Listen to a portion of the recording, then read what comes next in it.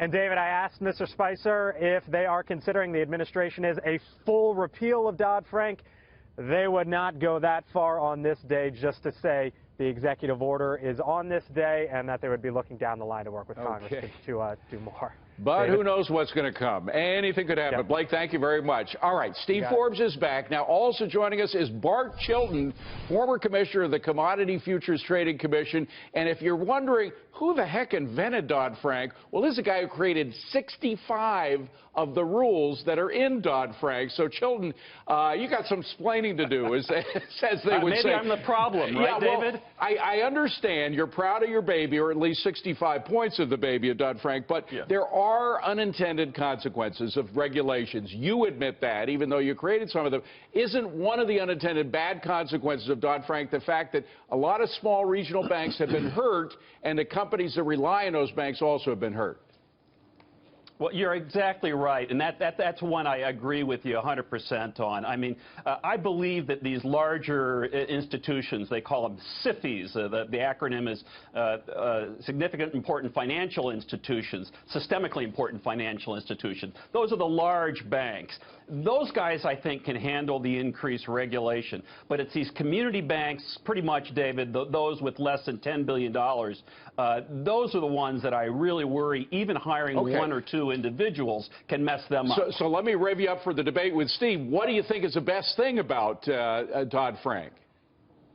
Well, I mean, Steve knows of all people, you know, it's great to be on the campaign trail talking about getting rid of regulations. There's no cheering section for any government regulations. But the over-the-counter markets, that is where risky bets were taken and they were completely zero, zip, nada regulated prior to the Great Recession. And people took institutions took large risky bets, and that put us in the calamity where we had to bail them out. That was taken care of. Those markets are now regulated. Okay, let me stop you right there. Steve, are you willing to concede that at least some of the unregulated or underregulated parts of the market are now regulated, and that's a good thing?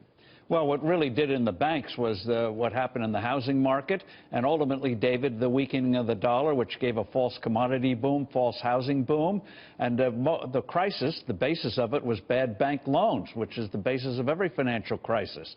And if banks knew there were consequences for it, they would have been more careful of it. But having these not regulations, but where the practices where you had 40, 50 to 1 debt-to-equity ratios were absurd.